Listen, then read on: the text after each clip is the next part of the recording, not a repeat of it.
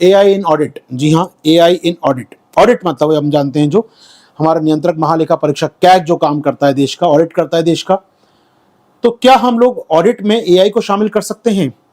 मैं इस आर्टिकल पे आगे जाऊं उससे 5 मिनट दीजिए पहले मुझे। आज मैं सुबह एक क्लास लिया था करंट अफेयर्स की, टॉपिक मैंने कराया था, टॉपिक कराया नहीं था वो, मैं डिस्कस कर रहा था उनके साथ। मैं आपको शेयर कर दूं बाद में, जरूरी हो बात, क्योंकि वो एक जेनरिक बात है। यूपीएससी पिछले कुछ समय से हम लगातार देख रहे हैं टेक्नोलॉजी का प्रयोग बढ़ाता जा रहा है, वो नंबर ऑफ टेक्नोलॉजी पे क्वेश्चन पूछता जा रहा है। डेली ह्यूमन लाइफ में, मानव जीवन में तकनीक का प्रभाव किस प्रकार बढ़ रहा है, उस पर आयोग सवाल पूछ रहा है। बिल्कुल सही बात है। और मैं आपके लिए बता रहा था वहां पर क्लास में कि किस प्रकार यूपीएससी क्वेश्चन निकल सकते हैं डिफरेंट टेक्नोलॉजी के लिए। जैसे एग्जाम्पल मैं समझाऊंगा आपको, छोटा दीजिए 2 मिनट। जैसे एजुकेशन फील्ड में टेक्नोलॉजी का प्रयोग क्या हो सकता है, इस पर एक छोटा सा राइटअप तैयार कर लें अगर आप 50-100 वर्ड्स का, तो एग्जाम में क्वेश्चन यदि आएगा तो आपके पास शब्द होंगे लिखने के लिए। Different aspect of education, teaching के लिए आप क्या कर सकते हैं, फॉर गुड लर्निंग के लिए क्या कर सकते हैं, क्वालिटी के लिए, क्वांटिटी के लिए, एक्सेसिबिलिटी के लिए, अफोर्डेबिलिटी के लिए क्या क्या कर सकते हैं एजुकेशन में, आप तकनीक का प्रयोग कैसे कर सकते हैं।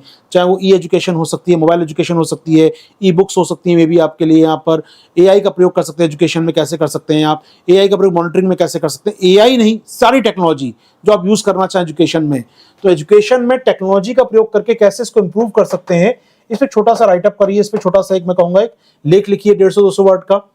ऐसे ही हेल्थ में देखिए हम लोग यहाँ पर, हेल्थ में हम टेक्नोलॉजी का प्रयोग कैसे कर सकते हैं इसकी बात करें। हेल्थ में टेक का यूज कैसे करें, जैसे क्वेश्चन इस बार मेंस में आया था, एआई का यूज इन हेल्थ सेक्टर, ये आ सकता है कभी आपके लिए। हेल्थ में बायोटेक का यूज कैसे करें, पूछ चुका ऑलरेडी, बायोटेक का यूज कैसे करें हेल्थ के अंदर, हम लोग बायोटेक का प्रयोग कैसे करें। यानी कुल मिलाकर हेल्थ में टेक्नोलॉजी का प्रयोग कैसे करें, दवाइयां बनाने से लेकर केयर टेक्नोलॉजी तक हम कैसे बढ़ावा दें। ऐसे ही बाकी सेक्टर से, एग्रीकल्चर में हम देखें तो कृषि में सवाल पूछा कि ई टेक्नोलॉजी का क्या यूज है कृषि के अंदर, तो कृषि में तकनीकों का यूज क्या क्या हो सकता है, उत्पादन बढ़ाने से लेकर मार्केटिंग करने में, रिसर्च करने में, किसानों को डेटा कलेक्ट करने में, किसानों तक इंफॉर्मेशन सेंड आउट करने में, क्या क्या यूज कर सकते हैं आप टेक्नोलॉजी का कृषि के अंदर।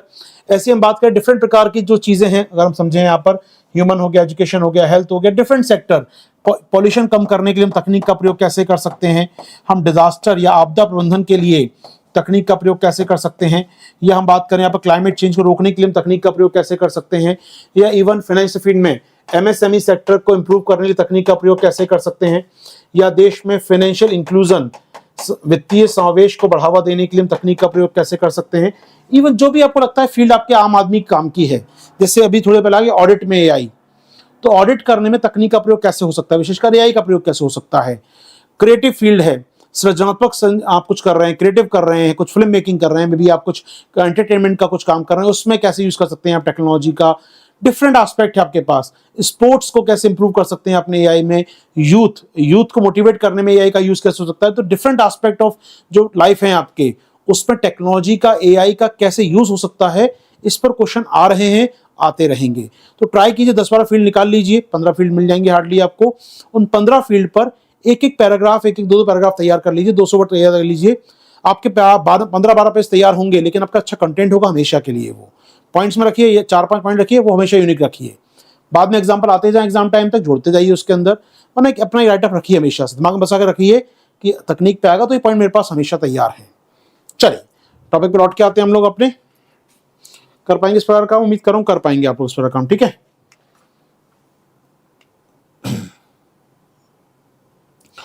ओके, मूव करते हैं आपके साथ अनदर टॉपिक पर आज के, एआई इन ऑडिट। जी हाँ, ऑडिट का, मैं ऑडिट जो होता है आपका सरकारी खर्च का, सरकारी जो खर्च हो रहा है, सरकार ने जो मांग की थी खर्च करने के लिए, बजट में पैसा मांगा था, उसको खर्च किया, वो खर्च ठीक हुआ क्या नहीं, सरकार ने ठीक मांगी थी क्या नहीं, और जो खर्च हुआ उससे आउटपुट कैसा आया, यानी सरकार ने जो भी व्यय किया, जो भी एक्सपेंडिचर किया है, क्या वो फ्रूटफुल हुआ, क्या करप्शन तो नहीं है उसके अंदर, क्या सरकार ने ज्यादा तो खर्च नहीं कर दिया।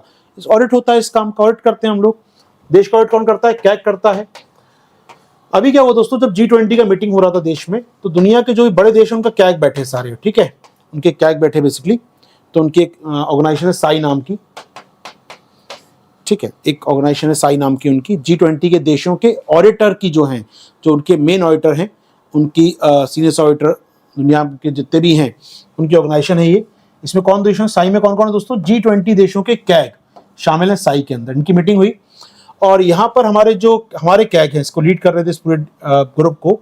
और साई की मीटिंग में हमारे कैग साहब ने, जो मुर्मू साहब हैं, उन्होंने ये कहा कि एआई का प्रयोग बढ़ना चाहिए ऑडिट के अंदर, लेकिन हमें सावधानी से बढ़ाना होगा। जी हाँ, तो एआई का प्रयोग बढ़ाने की बात कह रहे हैं, वो ऑडिट के अंदर बढ़ाया जाए एआई का प्रयोग, लेकिन थोड़ा सा सावधानी, थोड़ा सा हम लोग सावधान होकर चलेंगे तो अच्छा रहेगा, ये कहना है साथ में इनका। ये बात करें आर्टिकल में क्या क्या लिखा है दोस्तों, आइए बात करते हैं आर्टिकल में क्या क्या लिखा है हमारे यहाँ पर।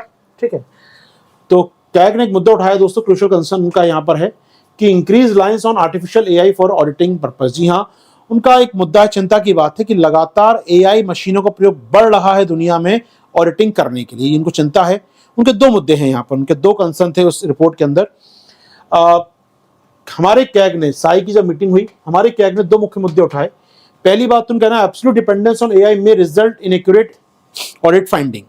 इनका मानना है कि आप एआई मशीन पर ही निर्भर हो जाते हैं तो आपको कई प्रकार की मुश्किलों का सामना करना पड़ेगा, डेटा इनएक्यूरेट भी हो सकता है।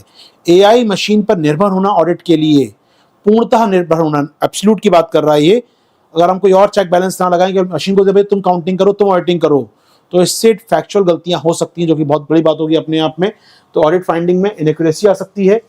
और दूसरा हमें करना क्या होगा, हमें यहाँ पर दुनिया में कई देश एआई का प्रयोग कर रहे हैं ऑडिटिंग के लिए, हमें रेगुलेशन की आवश्यकता है। एआई मशीन यदि ऑडिटिंग में काम करें तो हमें रेगुलेशन की आवश्यकता है, उसके नियमन की आवश्यकता है। Fine sir. अब बड़ा सवाल मेरे पास यहाँ पर यह है आपके लिए, एआई का प्रयोग ऑडिटिंग में करने की चुनौतियां क्या क्या हैं। यदि आप ऑडिट करते समय एआई का प्रयोग करते हैं, जैसे अभी आप कैलकुलेटर का यूज करते हैं ना अपनी काउंटिंग करने के लिए, तो कैलकुलेटर अपने मशीन है, उसका ऑपरेट कर रहे हैं। अब यही काम एआई मशीन कर रही है आपके लिए, वो कैलकुलेशन कर रही है, वो चीजों को, डेटा को देख समझ रही है। एग्जांपल समझाता हूं छोटा सा मैं। मान लीजिए एक मशीन ऑडिट करनी है आपको, एक सिस्टम ऑडिट करना है कि सरकार ने 2 ईवी बस चलाई, मान लीजिए दिल्ली में 2 ईवी बस चलाई, मान लीजिए उन्होंने। एक ईवी बस मान लीजिए 10 करोड़ की, मान लेते हैं हम लोग 10 करोड़ की है। 2 ईवी बस कितनी है, कोई 20 करोड़ रुपए खर्च किए सरकार ने, तो 20 करोड़ रुपए खर्च किए, अच्छी बात है। अब यहाँ पर मशीन ऑडिट कर, और इस मशीन की बस की लागत कितनी थी, इसका फायदा क्या होगा, पॉल्यूशन कम होगा तो कितने लोगों को फायदा होगा, सारा डेटा आपके सामने है कि भैया इसकी लागत क्या है, वो समझ आ रहा है आपको, इसके बेनिफिट क्या होंगे, इससे बेनिफिट पॉल्यूशन कम होगा, दिल्ली के अंदर पॉल्यूशन कम होगा, देश को पेट्रोल की कम आवश्यकता पड़ेगी, फॉरेक्स बचेगा देश का, पॉल्यूशन कम होगा देश का, ऑयल पे डिपेंडेंसी कम हो जाएगी हमारी। सारी अच्छी अच्छी बातें देख ली हैं आपने, सबका एक वैल्यू निकाल लिया। अब जब कैग बैठता है तो ये 20 करोड़ की बस है क्या नहीं, वो चेक करता है। वो दुनिया में कहाँ कितने की मिल रही है, हमारे कितने की मिली है बस, ये वो चेक करता है। इसके जो फायदे बताए गए हैं, क्या फायदे अचीव होंगे या नहीं होंगे, पॉलिसी मैटर पर चर्चा करता है वो, ये काम कैग करता है। ठीक है, अब काम मशीन ऑडिट करेगी यदि, तो लेगी अच्छा मशीन 20 करोड़ की है यहाँ पर। अब कहेंगे यार यहाँ तो जिम्बाब्वे में या वेनेजुएला में मशीन हो सकता है 15 करोड़ की या 8 करोड़ की मिल रही हो वहां मशीन, ये तो पहले तो उठा देगा डेटा, ये डेटा गलत है आपका, तो ये 20 करोड़ की मशीन ही नहीं है हमारे बस, तो वहां तो 8 करोड़ की मिल रही है, करप्ट है सरकार। ठीक है, उसके बाद क्या करेगा वो, अब पॉल्यूशन या फॉरेक्स कम बचा क्या नहीं, ये बहुत मैं कहूँ अपने आप में तो एक सब्जेक्टिव चीज है। एक ह्यूमन इंटेलिजेंस बैठता है उसके ऊपर, वो चेक करता है कि एयर पॉल्यूशन कितना कम हुआ इससे, या जो बेनिफिट है, क्योंकि आप सबको कंपेयर करते हैं ना यार, तब बताते हैं 20 करोड़ की वैल्यू ठीक है क्या नहीं, क्या मशीन करने में सक्षम होगी। अब मशीन के नेगेटिव एस्पेक्ट बता दूं, नेगेटिव एस्पेक्ट क्या क्या हो सकते हैं। पहली बात तो मशीन बायस हो सकती है, निरपेक्ष मैं कहूं नहीं हो पाएगी वो बायस हो सकती है, एक तरफा हो सकती है वो। क्या मतलब है इसका मतलब ये है कि आप कह रहे हैं दिल्ली में एयर पॉल्यूशन, वो कहती है एयर पॉल्यूशन दिल्ली में तो अच्छी हवा है यार, डेली अखबारों में आ रहा है, नेट पा रहा है, अच्छी हवा है दिल्ली की, तो आप फालतू में दिल्ली की हवा को खराब अच्छा करना चाहते हो, आवश्यकता ही नहीं दिल्ली की हवा को अच्छा करने की। तो वो जो रिपोर्ट डेटा ले रही है उसका सोर्स क्या है, जो डेटा उसके अंदर फीड है उसका सोर्स क्या है, वो जानना जरूरी है। तो कहीं ना कहीं ये मशीन बायस हो सकती है। जैसे कि 2011-12 में देश में कई सारे स्कैम आए थे 2G रिपोर्ट के आधार पर, कोल रिपोर्ट के आधार पर 1,76,000 का नुकसान हो गया, 10 लाख का नुकसान हो गया। वो आखिर पैसा रिकवर क्यों नहीं हुआ? कैग ने कहा कि यार ये रिपोर्ट गलत थी, कैग ने कहा कि यार करप्शन हुआ है, तो आखिर रिपोर्ट कहाँ है? वो रिपोर्ट के बाद वो पैसा का रिकवरी क्यों नहीं हुआ? आखिर जो लोग करप्ट थे वो जेल में क्यों नहीं गए वहां पर? तो हो सकता है यार कि एक बात ये भी कहता है विपक्ष हमारा कि उस समय की सरकार को बदनाम करने की साजिश थी, और कहीं ना कहीं जो ऑडिटिंग की गई वो निष्पक्ष नहीं थी। ये समझ की बात है। आपको लगता है नुकसान हुआ है, जो चीज हुई नहीं तो उसके बारे में बात क्या करनी। आपको लगता है नुकसान हुआ है, लेकिन जो घटना हुई नहीं, हो जाती तो नुकसान हो जाता। तो ऐसे में कहना बड़ा मुश्किल होगा। तो सब्जेक्टिव चीज अपने आप में, और बहुत ही सब्जेक्टिव होता है अपने आप में, कहूंगा अपने आप में ये बहुत ही कहूँगा वस्तुनिष्ठ आकर नहीं होता अपने आप में, ये सब्जेक्टिव चीज़ है कहीं ना कहीं। और इससे क्या होता है, एआई बायस हो सकता है, एआई अपने आप में उसका परसेप्शन अलग हो सकता है। इसके अलावा और खतरा क्या है एआई मशीन का यूज़ करने का, एआई मशीन जो डेटा ले रही है वो किस सोर्स का है, क्या ऑथराइज सोर्स का है वो डेटा, क्या डेटा का सोर्स क्या नहीं मालूम होता आपको यहाँ पर। तो डेटा सोर्स बड़ा गलत हो सकता है, वो ऑथराइज ना हो तो पूरी ऑडिटिंग सिस्टम गलत हो सकता है अपने आप में। अब मान लीजिए डेटा ये बताया गया कि दिल्ली में एयर पॉल्यूशन को हमें 100 पॉइंट करना, या 100 AQI हवा अच्छी होती है, मान लीजिए एयर क्वालिटी इंडेक्स 100 पहुंच जाए तो अच्छी हवा कहलाती है। ये मशीन को मालूम है, बस चलेंगी तो AQI 120 पर आ जाएगा, कम हो जाएगा, अच्छा हो जाएगा। अभी 100 लिया इसने, कैसे इसको मालूम है, ये डेटा कहीं ना कहीं से पढ़ा होगा इसने मशीन ने। तो ये डेटा कहाँ से लिया है, बड़ी सवाल ये उठता है, डेटा एक्यूरेट कितना है अपने आप में, जो आप परसेप्शन बना रहे हैं, अपने विचार बना रहे हैं, वो डेटा किन आधारों पर है, कहाँ से लिया गया है, ये बहुत इंपॉर्टेंट बात हो। डेटा सोर्स बहुत जरूरी होगा अपने आप में। फिर एक बड़ी बात है डेटा प्राइवेसी। कैग शपथ लेता है एक प्रकार से, भैया मैं समझाना ध्यान रखूंगा, तो निश्चित तौर पर एक बात होगी यहाँ पर। उसके बाद सरकारी इतना भी डेटा आपके पास आ रहा है, अभी इतने अकाउंट बन रहे हैं, रजिस्टर बन रहे हैं आपके, उन सबको ऑनलाइन करना होगा, कोऑर्डिनेट करना होगा, एक स्पेशल फॉर्मेट में लेके आना होगा। क्या हमारे पास डेटा सारा फॉर्मेट में है, इसमें नहीं है, जी हाँ। तो मानकीकरण का अभाव है, लैक ऑफ स्टैंडर्डाइजेशन का अभाव दोस्तों हमारे पास रहेगा, अभी भी चीजें मानकीकृत नहीं है, तो स्टैंडर्ड्स हमारे पास तय करने होंगे अपने यहाँ पर। लैक ऑफ स्टैंडर्डाइजेशन की बात आ सकती है, मानकीकरण की समस्या आ सकती है यहाँ पर एक। चलिए, तो कई मुद्दे हैं यहाँ पर जो चैलेंजेस हैं हमारे ऑडिट के सामने। एक बार पीपीटी खोल के देखते हैं, कुछ नई मुद्दा निकल जाए हमारे पास तो। आइए, ठीक है।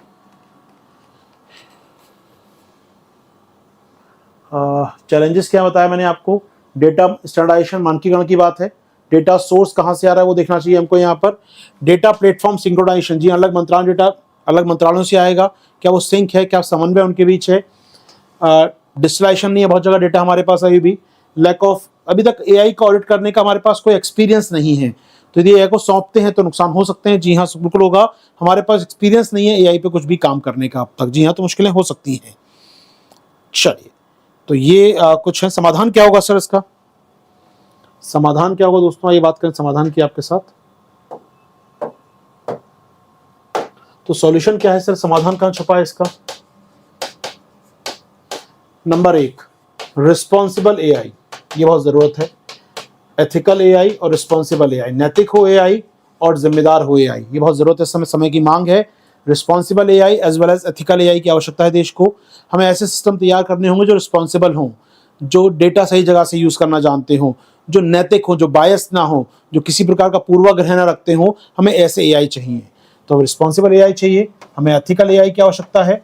ग्लोबल स्टैंडर्ड्स चाहिए हमें एआई के लिए, ग्लोबल एआई स्टैंडर्ड्स, वैश्विक एआई मानकों की आवश्यकता होगी हमको यहाँ पर।